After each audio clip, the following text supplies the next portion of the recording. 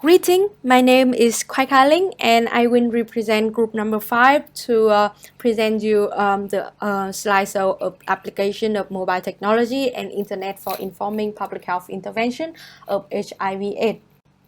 So firstly, to introduce, we all know that HIV/AIDS continue to be the major public health threat affecting 39.7 million people in 2019. The impact population of HIV/AIDS is vast and diverse. To better control HIV/AIDS, public health intervention have to adapt with the rapid change of innovative technology, i.e. internet and mobile phone application, which is an indispensable communication tool right now in the world.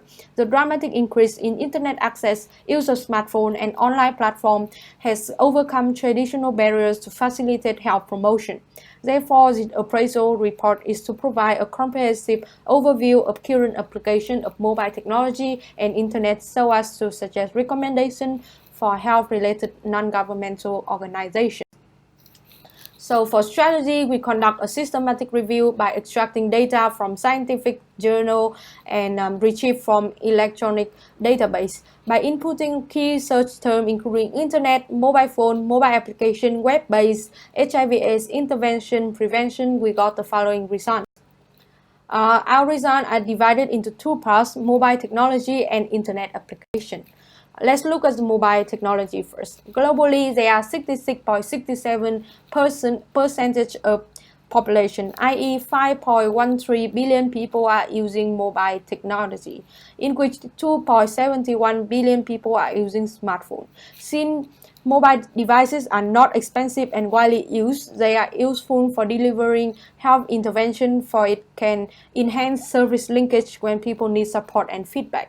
Also, it can encourage high-risk but hard-to-reach population to initiate HIV/AIDS prevention as personal privacy can be maintained.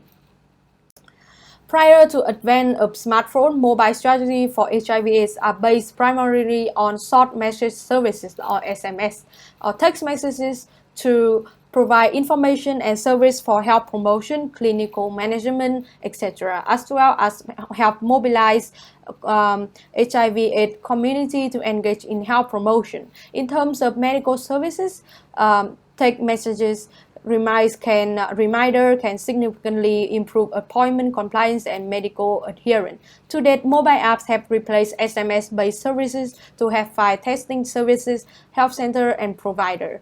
Mobile app can support linkage to care, retention in care, and treatment adherence. For disease surveillance and epidemiology, collection of data by SMS, voice messages, chat apps to monitor disease trends can facilitate real-time and prospective surveillance. It can also improve data accuracy and quality, efficiency, and cost-effectiveness. Furthermore, mobile application can reduce stigma and encourage community engagement, which eventually foster social support groups for people with HIV/AIDS. For instance, it promotes HIV/AIDS conference and awareness events, develop behavioral surveillance to target specific preventive measures. However, there are still limitations of mobile technology. Firstly, it requires frequent updates and adaptation, yet the existing development and evaluation cycles may not be able to keep pace with the changing context. Secondly, most mobile applications are too limited to enhance behavioral changes and are difficult to access.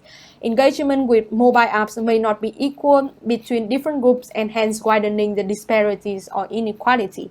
Also, there are concerns on regulation, ethics, information governance, such as leaking of clinical photos and health records to third parties, especially if the mobile phone is shared within the family in lower income groups. Lastly, there may be problem of intrusiveness due to frequent text messages, which may discourage people to use a mobile device and as a result decrease medication compliance.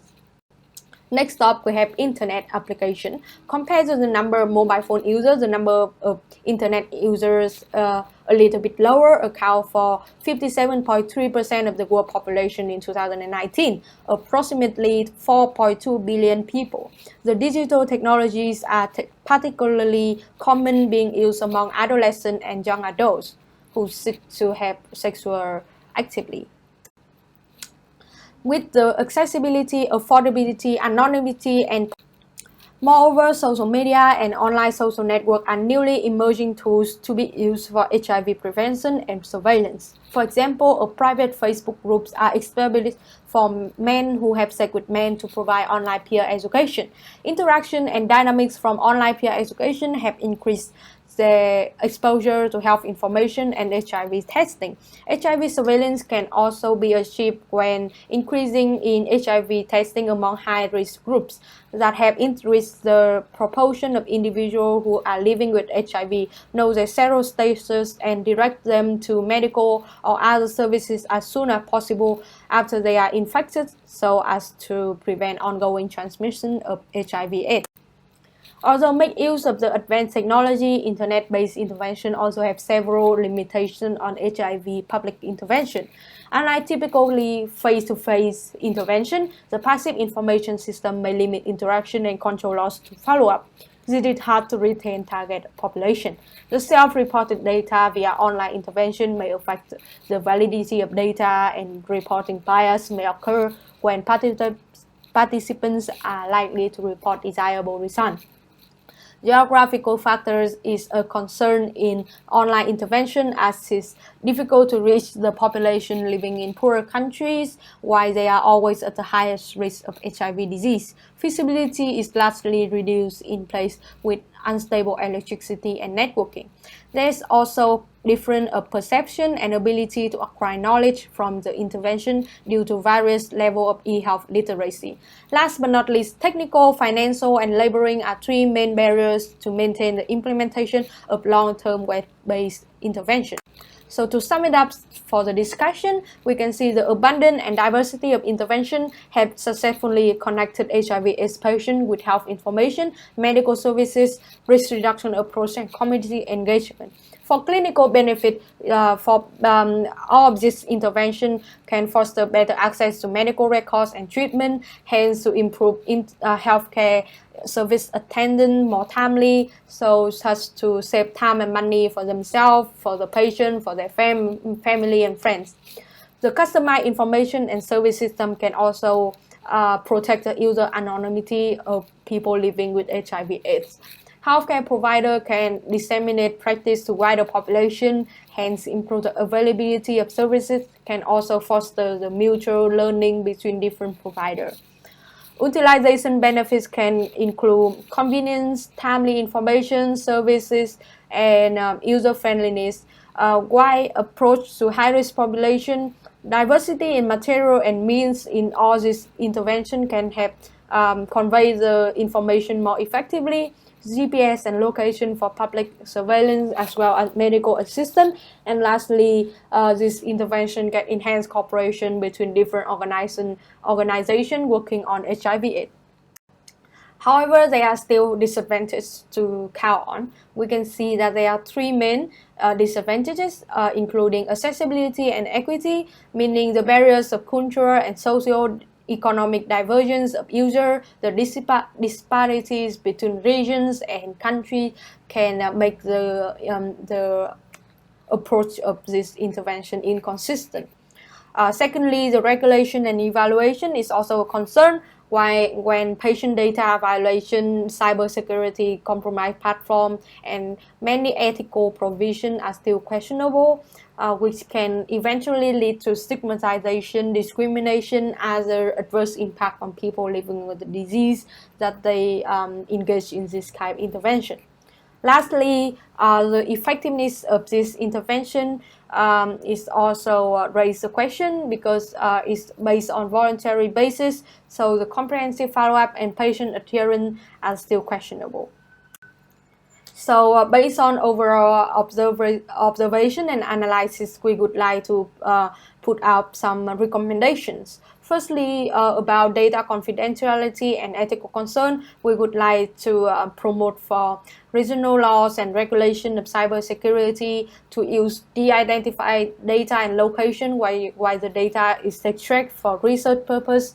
The password protection, login authorization, data synchronization, backup, and recovery is also the issue that every provider should remind themselves while making this kind of application. To improve accessibility and equity barriers, we urge the provider to work with telecom, internet companies to introduce new technologies to facilitate universal access to the system, to deliver services to isolated areas to people living in hiding with less access to internet and web-based. Lastly, to enrich the content, we provide the solution of new functionalities to emphasize personal experience, to have profiling and customizing data to each individual patient, to provide graphical representation via video visualization, games, social media, and to promote expert user interaction through local healthcare services and telemedicine. And lastly, to have peer or support group to help the people to engage more with the community. So this is the last slide of our report. Thank you for your attention, and here are our reference.